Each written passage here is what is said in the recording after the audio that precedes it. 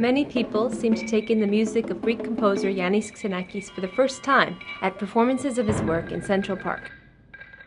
They were part of Make Music New York, a one-day event of 1,000 free concerts throughout the city. Lunchtime crowds in Central Park were entertained by the Yale percussion group's artful rendering of the Greek electronic music pioneer's work.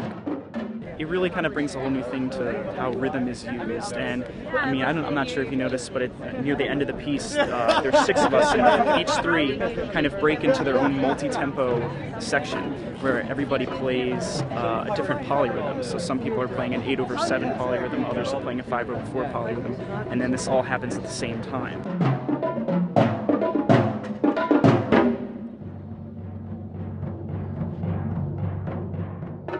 Percussionists play a lot of Xenakis. He wrote a lot of music for percussion.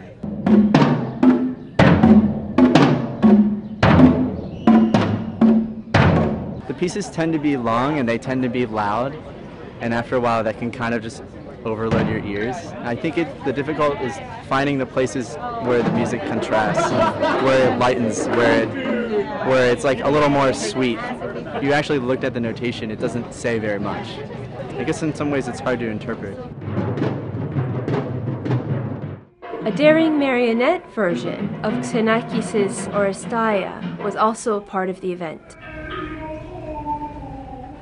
The marionette that you see, they are the training marionettes. They are generic marionettes that the puppeteers use to train themselves, which were of course perfect for this concept, being Aeschylus' trilogy, like any Greek tragedy, really about mankind in general, and not one particular character dressed in this way or that way, or bearing this kind of figure or not.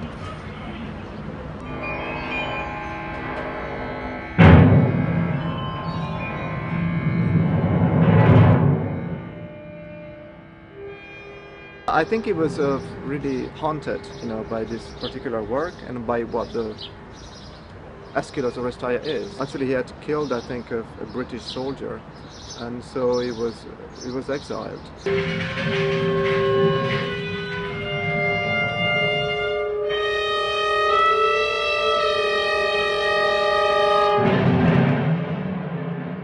I remember his wife, Françoise Xenakis, telling me that the haunting came exactly from there. And the Aeschylus trilogy basically being about this idea of retribution, it was something that was particularly meaningful for him. I tend to, as a choreographer, to relate to the music in some kind of dialogue without really being pinned to the music. The highlight of the day for many was a performance of Xenakis' Persephassa in Central Park's lake.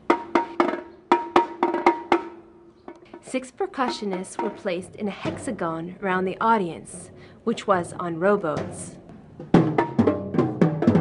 All 3 Xenakis events were sponsored by the Stavros Niarchos Foundation in an effort to help the composer's work reach a broader audience. The logistics were incredibly smooth, though there was quite a paddle to get to the concert.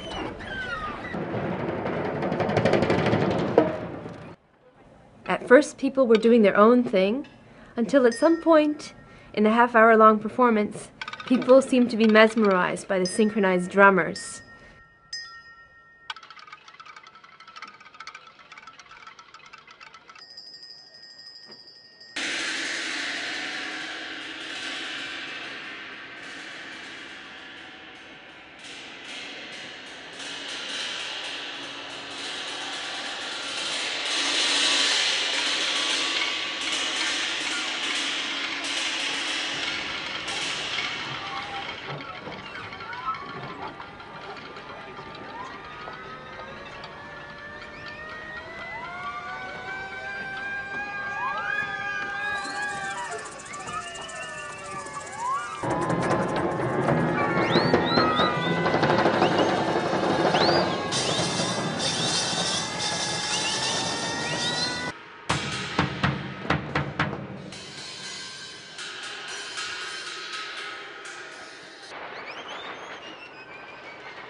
The water-bound performance was a success, judging from reactions of both pros as well as Xenakis newcomers alike.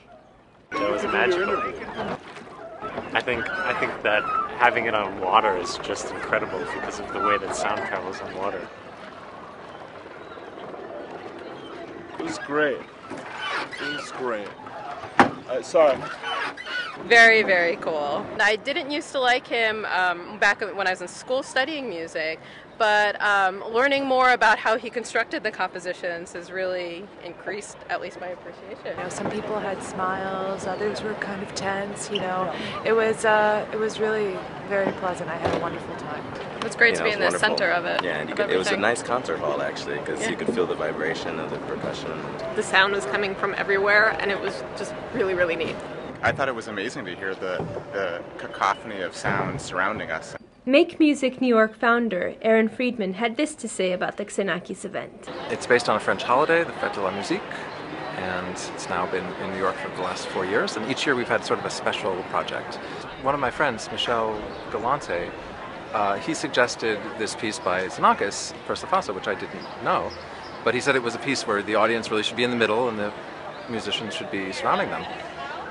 So I had the idea that we should do this on a lake because the sound would be particularly crisp and interesting. And the piece, it turns out, was originally intended to be performed outdoors. It's a very challenging piece of music to do, and it's even more challenging if you're on a boat at a great distance from the other players, trying to communicate and coordinate and keep it all together. There have been an increasing number of his pieces performed in New York, at least the last few years, so it does seem like he's starting to catch on. I think it's such a unique kind of music. It really doesn't sound like anything else. So people who are attracted to it can only get their fix by listening to more Xenakis. There's nothing else that could substitute for it.